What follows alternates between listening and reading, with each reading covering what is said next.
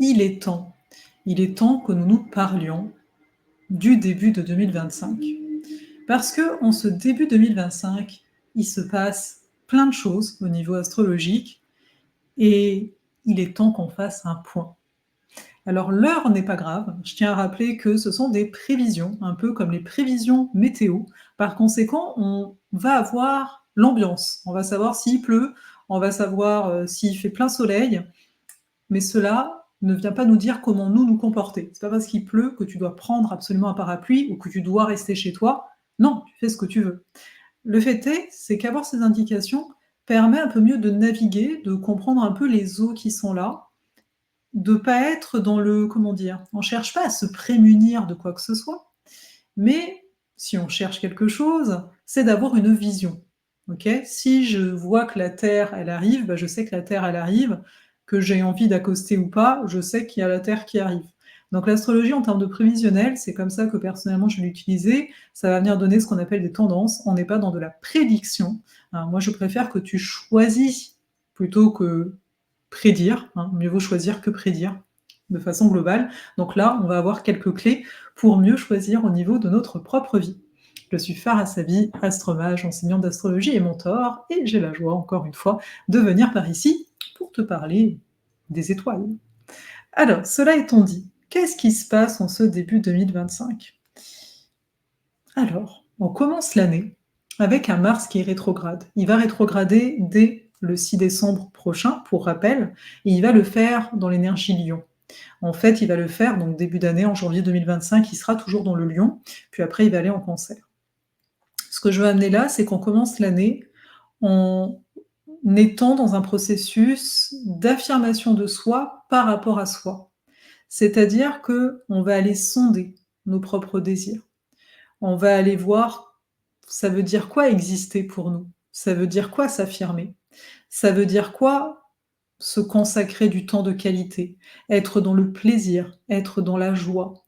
Et puis dans un second temps, hein, lors du premier trimestre 2025, Mars, il va revenir en Cancer, en rétrograde. Et il va être rétrograde jusqu'au 23 février. Je vais juste quand même, voilà. Ah ouais, c'est ça, 24 février, il redevient direct, mais donc le 2 février 2025, il va repasser en Cancer. Et donc, on va encore être dans cette interrogation de, pour savoir qu'est-ce que j'ai envie d'affirmer dans la vie, il faut que je sache qui je suis. L'énergie Cancer, c'est ça. C'est par rapport à toutes les expériences qu'on a eues jusqu'ici, qu'est-ce que j'en retire ? C'est-à-dire, qu'est-ce que j'en retire de qui je suis ? C'est la gestation nous-mêmes, l'énergie Cancer. Et à partir du moment où on est au clair avec ça, on va pouvoir créer d'une façon qui est beaucoup plus authentique. Donc on est dans ce processus dès la fin d'année. Et d'ailleurs, si ça t'intéresse, je te le dis de suite, il va y avoir Desideratas. Je sais que certains ont déjà fait Desideratas, mais même vous, vous allez pouvoir embarquer si vous avez envie. Je vous écrirai en temps et heure, mais Desideratas, ça va être pour mieux connaître ce Mars, le Mars natal, donc dans la carte de naissance, mais aussi bien sûr, de comprendre cette rétrogradation-là de Mars en particulier, et qu'est-ce qu'elle fait dans votre carte du ciel. Donc on regardera ça ensemble en novembre prochain, ça s'en vient vite. Mais donc on commence l'année comme ça. Hein, voilà. En parallèle à ça, il y a, je fais comme des petites ellipses hein, sur certaines choses. Là, je me centre surtout sur les planètes dites rapides. Je reviendrai avec une autre vidéo pour 2025, beaucoup plus complète plus tard, ok ? Mais donc là, ce qu'il y a à entendre, c'est ça. On commence l'année en étant en recherche de nous, d'authenticité, dans nos actions, dans notre façon d'entrer en relation.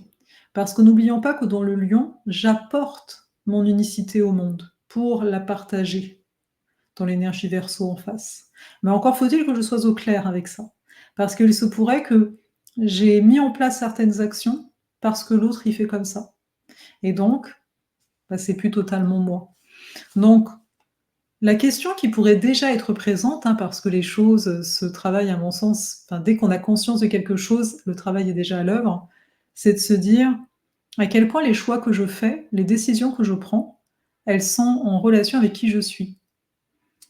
Est-ce que parfois, là en ce moment, peut-être déjà, je fais des choses parce qu'on m'a dit que c'est comme ça qu'il faut les faire, mais en fait, je ne le ressens pas comme ça. Donc en fait, à quel point on va commencer à prendre des risques parce qu'on suit notre cœur. Et oui, suivre notre cœur ne garantit rien. Alors ça, je tiens à le dire, parce que des fois, il y a du monde qui va croire, bah, moi, je suis ma voix du cœur, et ça ne garantit rien. Ça ne garantit qu'une expérience, pas qu'on découvre de toute façon. Oui, ça peut paraître un peu plate, hein, comme on dit au Québec ici, mais c'est ça, c'est la réalité, quoi. Le cœur ne te promet rien, le cœur te donne une impulsion, il te dit vas-y. Et là, après, bah, la magie va œuvrer d'une façon ou d'une autre, et parfois dans une direction dont on ne veut pas, parce que bah, ce serait que bien plus tard qu'on recueillerait les fruits, par exemple, hein. Donc ça, c'est une chose. Mais aussi, on commence l'année avec un Jupiter rétrograde en Gémeaux, qui redeviendra direct le 4 février, hein, 2025. Donc, on a ces deux énergies de conquête, Mars-Jupiter, qui se retrouvent à être rétrogrades. Donc, c'est comme si on commençait l'année en mode attends, je sais pas trop où je vais. Et j'ai envie de dire bah oui, on sait pas trop où on va, parce que, là, j'ai pas noté la date, mais normalement, c'est en avril, hein, Saturne va arriver en Bélier, et Neptune aussi, soit dit au passage. Donc, en fait, on est réellement à la fin de ces énergies poissons qui étaient bah, depuis plusieurs années avec un Neptune dedans, et un Saturne, bah lui, là, ça fait à peu près 2 ans qu'il est dedans. Donc, on ne sait pas à quoi ça va ressembler. L'énergie Saturne et Neptune ensemble, ils vont se rencontrer en Bélier en 2025. On s'en reparlera, bien sûr qu'on peut mettre des mots sur tout ça, mais c'est juste de comprendre un peu l'énergie dans laquelle on va peut-être être en début d'année 2025, à se dire comment je vais venir me positionner dans tout ça. C'est quoi que je désire vraiment, avec qui j'ai envie de partager, ça c'est Jupiter Gémeaux, avec qui j'ai envie de partager, sur quoi j'ai envie de partager, et ça va être un moment d'essai, d'essayer, de tester Jupiter rétrograde en Gémeaux. La légitimité va venir de nous. Donc ça va être essentiel en fait, de s'en rendre compte en début d'année. Cela étant dit, on a également le nœud nord qui va passer en Poisson le 12 janvier.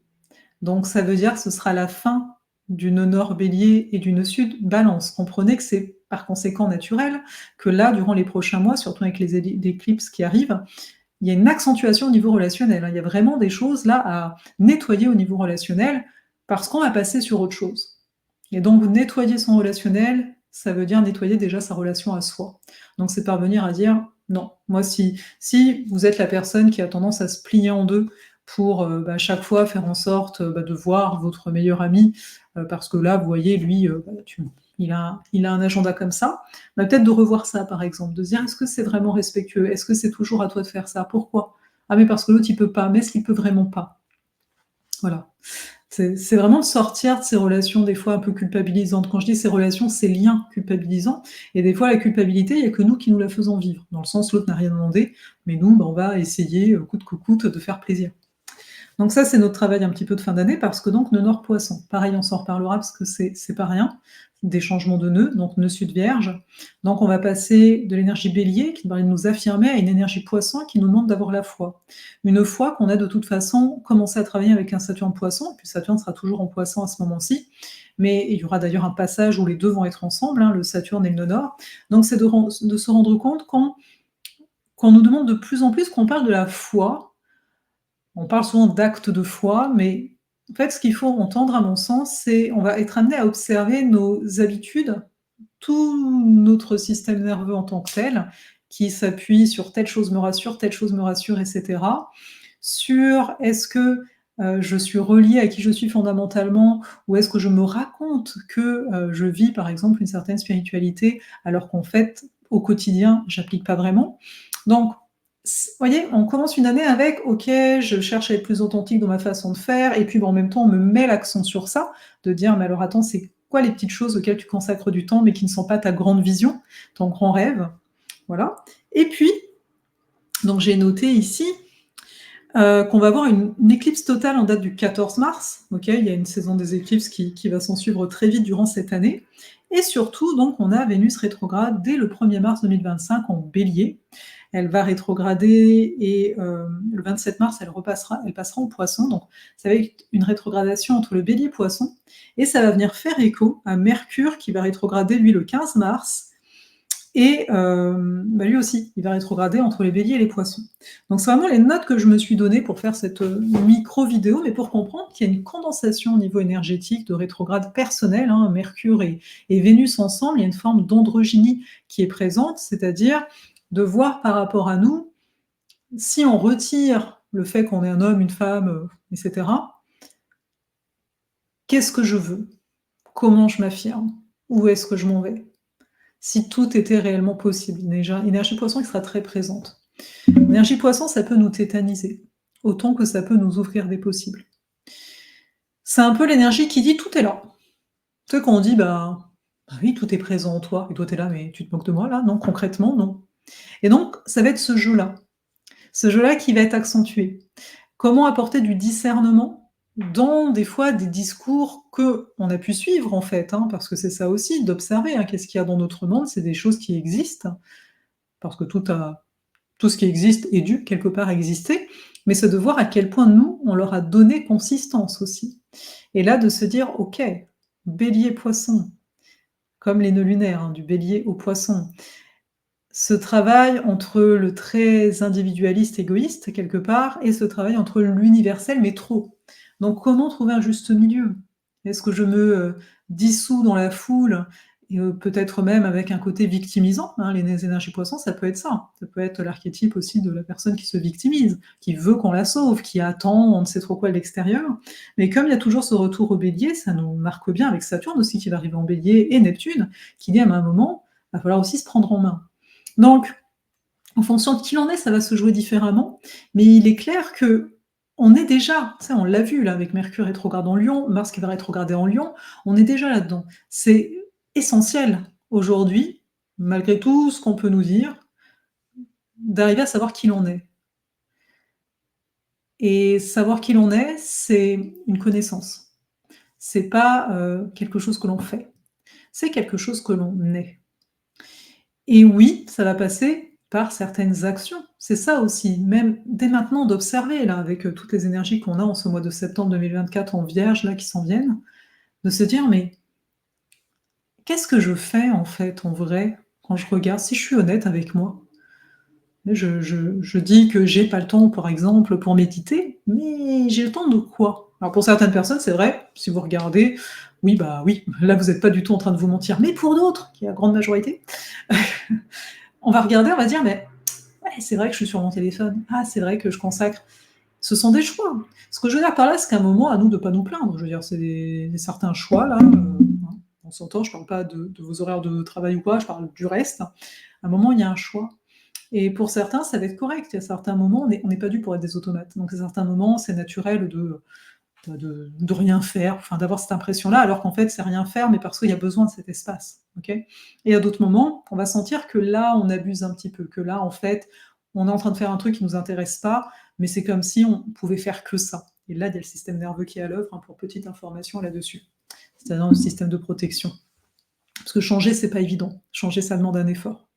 Donc on est quand même dans ce cheminement-là de l'âme qui va être accentué à mon sens pour ce premier trimestre 2025.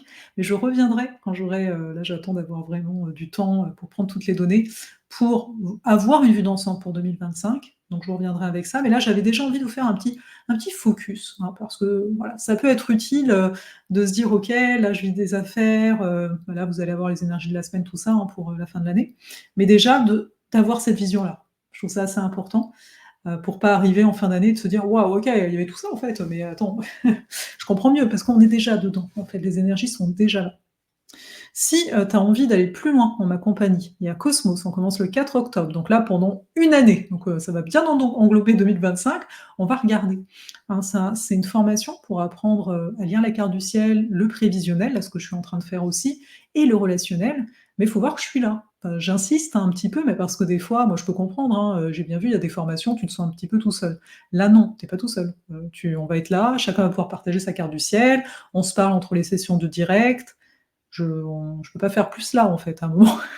Comprenez ça. Après, personnellement, c'est une valeur qui me tient à cœur, la présence, en fait. Le fait de dire: «J'ai la possibilité». Ça veut pas dire que tout le temps on doit être collés ensemble, mais que tu as cette possibilité-là. C'est quelque chose de précieux. C'est moi, quand j'ai appris l'astro, j'étais toute seule. J'aurais adoré avoir des personnes avec qui pouvoir parler. À l'époque, internet n'était pas là, donc voilà, ça n'existait vraiment pas.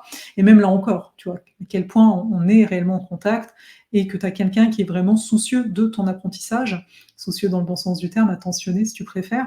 Mais voilà, donc sache que si ça t'intéresse, mais que, bah oui, c'est un engagement d'un an, oui, ça demande un investissement et tu as envie, tu as besoin de me poser des questions par rapport à Cosmos ou simplement pour échanger, pour voir un petit peu comment l'énergie circule, comment tu te sens, je mets un lien.